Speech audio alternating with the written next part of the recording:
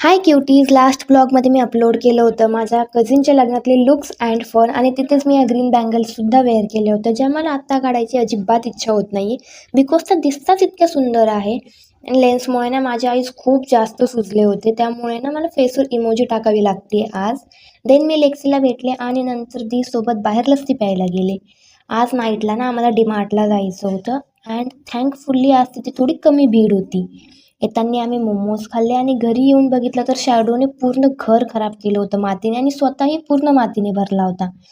त्यानंतर मी आणि दीने शॅडोला अंघोळ घातली आणि सोबतच लेक्सी, मॅक्स अँड ब्राउनीलाही अंघोळ घातली.